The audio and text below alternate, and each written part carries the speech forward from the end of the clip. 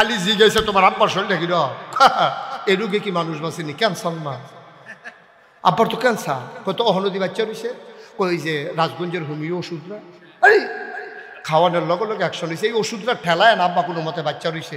কথাটা কি হয়েছে? কথাটা কি হয়েছে? এই হোমিও ওষুধে বাঁচাই রাখছে না আল্লাহ বাঁচাই রাখছে? তারপরে তো হাম বরাবর করে দিচ্ছেন ওই হোমিও রাজগঞ্জের সিফার গল্লির যে ওষুধরা, এটা মিলে অনেক সাংঘাতিক পাওয়ারফুল এটা ওষুধ। এইটার কারণে মরে গেল কই, এতক্ষণে মরে গেল কই? জিজ্ঞাসা তুফানে ঘটনার খবর কিতা? আমরা বাড়ি উত্তর দিয়া দেওয়ার বাড়ি ঘর নাই, তুফানটা আইসে তো উত্তর ফেলতে যেই একটা জুহি দিছি ঘরটা তো থাকার কথা না, কয় রইছে কেমনে? কয়েকদিন আগে না ফালাডি বদলাইলাম, আবার ঠিহা দিলাম ফালা দিয়া। এই ফালাডির কারণে কোনো মতে খেরাত রইছে, ঘরটা রইছে ইমানটা চইলা গেছে। ঘরের জায়গাত ঘর রয়েছে, ইমান নাই তো। ঠিক নেই রে, কেডায় বুঝাইব? এই যে বড়বড়ার মতো একটা কথা কইয়া বইলে ইমান তো গেছে গা।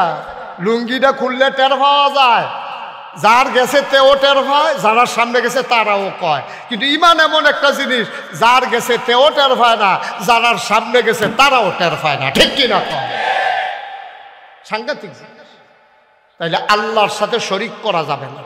আর এই বাংলাদেশে শিরকের আবিষ্কারক হইল বিশেষ করে একদল ভণ্ড প্রতারক, ইসলামের লেবাসদারি নামদারি, ওই মদের বাড়ি দিয়ে দুধলে হুন্না একদল ভণ্ড প্রতারক, পিন নামের কলঙ্ক। ঠিক কিনা?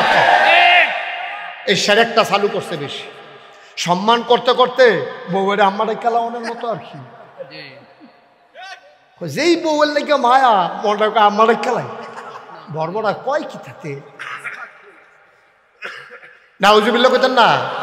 আহা, মির্জা গালিব বিশ্ববিখ্যাত একজন কবি ছিলেন। আমি গত পরশু দিন ফেসবুকে তার 2 লাইন কবিতা পাইয়া আমার চোখে পানি চলে আসছে। মির্জা গালিব কয়, যেই দিন আমি তোমারে দেখলাম প্রিয়তমা। মির্জা গালিব কয়, কাল্পনিক কথা তো, কবিরার কথা তো, কয় ও প্রিয়তমা, ও ভালোবাসার মানুষ, তোমারে আমি কলজে দিয়া মায়া করি, কিন্তু যেই দিন দেখলাম তুমি অন্য একটা ছেলের হাত ধরে হাঁটতেছ, সেই দিন আমি বুঝেছি আল্লাহ কেন শিরককে এত অপছন্দ করে। তুমি আরেকটা লোকের হাত ধরে হাঁটো, আমার প্রিয় মানুষটা যখন আরেকজনের হাত ধরে হাঁটে, আমার যদি এমন লাগে যে আল্লাহ আমার মানুষ বানাইলো, যে আল্লাহ আমার জন্য আকাশ সাজাইলো খুঁটি ছাড়া, যে আল্লাহ জমিন দিল সমতল করে, পাহাড় বানাইলো পেরেকের মাথা করে, যে আল্লাহ দিল কুলু কুলু হয়ে যাওয়া নদী, নদীর ভিতরে পানি, পানির ভিতরে মাছ, নদীর কিনারে গাছ, গাছের ভিতরে ফুল, ফুলের পরে ফল, নারিকেল গাছের মাথায় ডাব, ডাবের ভিতরে শরবত, আখের ভিতরে রস, সব যে আল্লাহ দিল। আমার প্রিয়তমা যদি আরেকজনের আঙ্গুলে ধরে হাঁটে, আমার যদি এমন লাগে যে আল্লাহ আমারে শিয়াল বানাইলো না, যে আল্লাহ আমারে কুকুর বানাইলো না, মায়া করে মানুষ বানাইলো, এই মানুষ যখন বাজারে সাজদা দেয় আল্লাহর কলিজা ফাইটা যায়। ঠিক কিনা?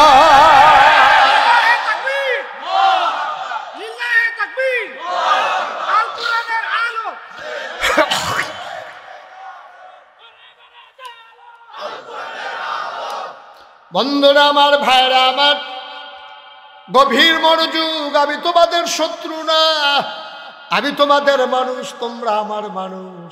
এমন বুঝাইয়া বুঝাইয়া কেউ বলবে না রে আব্বা তোমরা জাহান্নামে গেলে আমার কোনো লাভ নাই, তোমরা জাহান্নামে গেলে আমার কোনো লাভ নাই। দয়া করে আবাদত কম কইরো, প্রয়োজনে আবাদত কম কইরো, কিন্তু আল্লাহর সাথে কাউকে অংশ দেওয়া যাবে না। ঠিক কিনা? আপনি খুব বেশি পারেন না, দ্যাটস ওকে ফাইন।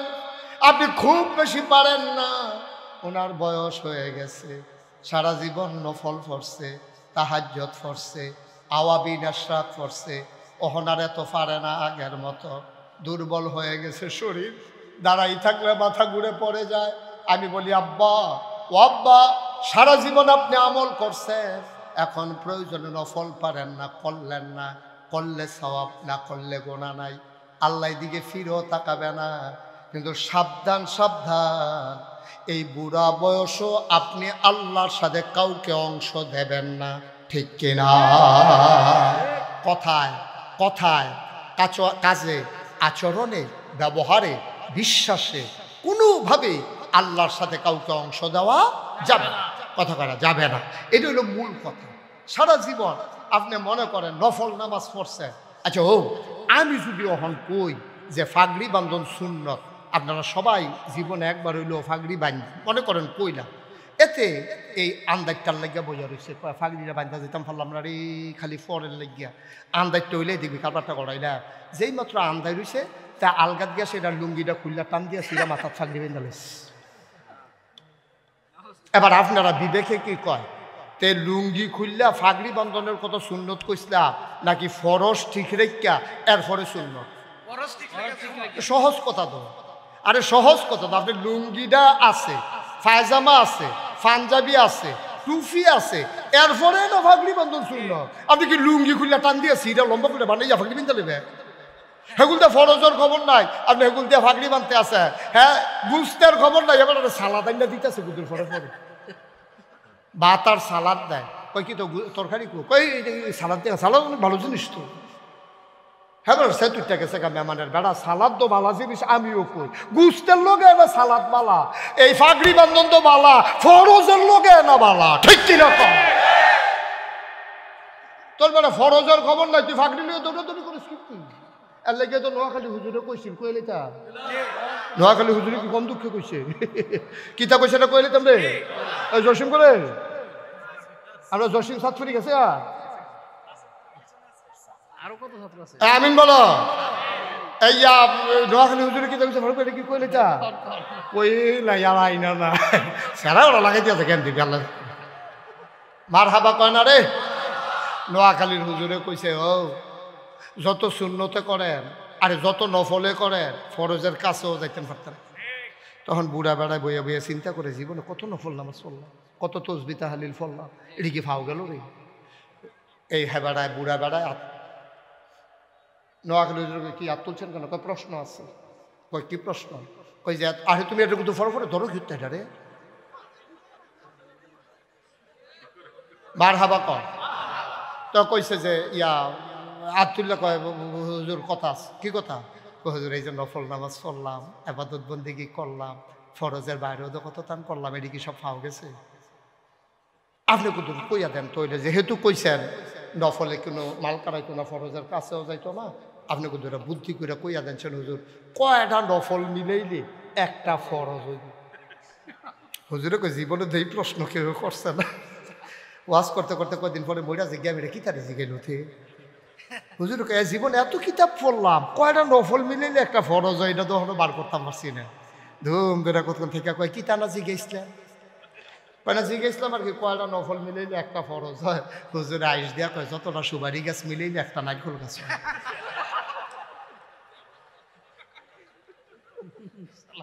আলামিন আছেন রে, দেলু ভাই আই পড়ছে, আর আগে এমন আছিল না ঝামেলা তো, সংসার ধর্ম লইয়া ঝামেলা আছে। মারহাবা কয় না রে, জুড়ে কয় না মারহাবা। সারা জীবনের নফল মিলাইলে আব্বা তুমি একটা ফরজ বানাইতে পারবা না, 1 কোটি সুপারি গাছ মিলাইলে একটা নারিকেল গাছ বানানো যাবে না, যাবে না, যাবে না, ঠিক কিনা? আমরা এত ব্যাহতা রইছি, আমরা দেশ নফল লইয়া মুস্তাহাব লইয়া যত ফিডাফিডি, ফরজ লইয়া কোনো ফিডাফিডি। ও এই পর্যন্ত শুনছেননি বেনামাজি নামাজি বাংলাদেশে ফিডাফিডি হয়েছে কোনোখানে, এরকম শুনছেননি? আরে হইলে শুনলে কইবেন, না হইলে তুমি তো শুনছে দেলু ভাই শুনছেন আপনি কোনোখানে এরকম হয়েছে নি? নামাজি বেনামাজি ফিডাফিডি করে দুইটার মাথা নাই, এরকম শুনছে? কিন্তু দাঁড়ান না, না দাঁড়ান না, কেমলাকে আমি ফিডাফিডি লেগে ঠ্যাং নাই, এরকম হয়েছে নাকি? হয়েছে না? হুদা হয়েছে মসজিদ বানিয়ে 2 ভাগ না।